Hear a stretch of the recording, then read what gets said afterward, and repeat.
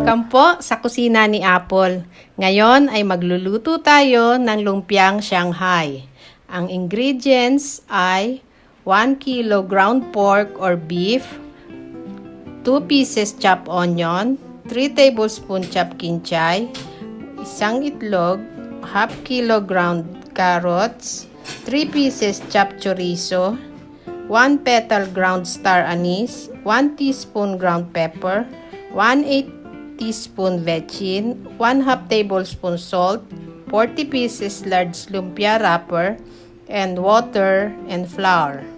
Sa isang bowl, paghalu-haluin lang ang 1 kilo ground pork, ang carrots, isunod ang chopped chorizo, ang chopped onions, and then ang kinchay, ang salt and bechin, at ang ground pepper, at ang ground star anise.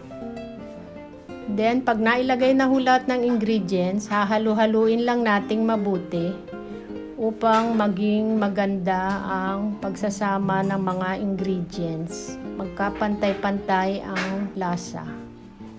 Para pag inilagay natin mamaya sa lumpia wrapper, ay equal ang ingredients.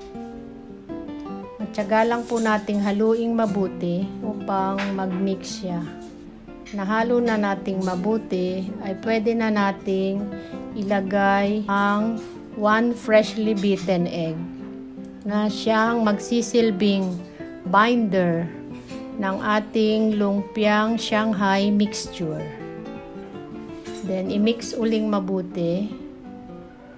Ngayon ay maglalagay na tayo ng filling. Sa isang large lumpia wrapper ay kailangan ng 1 tablespoon ng lumpiang Shanghai mixture.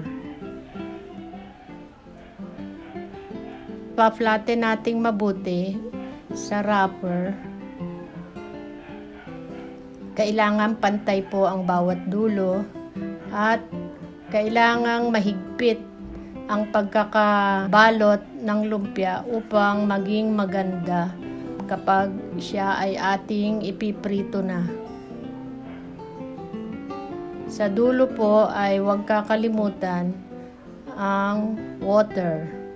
Babasain ng tubig ang dulo ng lumpiang wrapper upang ito ay mag-seal at hindi siya bubuka pag atin na siyang ipiniprito. Kapag naibalot na natin lahat, ay hiwain ang bawat isa ng padiagonal sa 3 bahagi. Ang bawat dulo ay i-dip sa harina upang hindi siya lalabas kapag ito ay ating pinirito.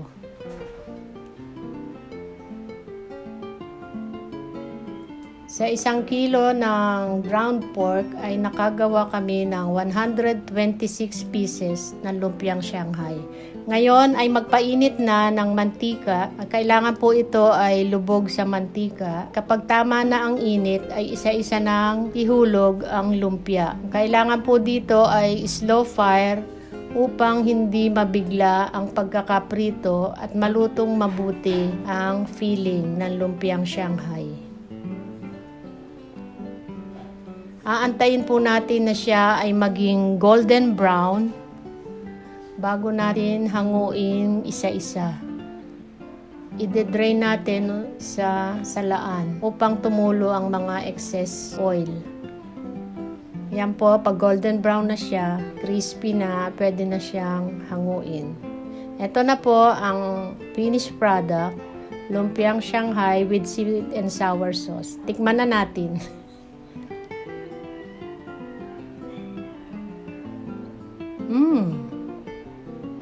Napaka-crunchy at napaka-authentic na Chinese style. Hanggang sa susunod na video ng Kusina ni Apple, don't forget to subscribe and click the bell button. Thanks for watching!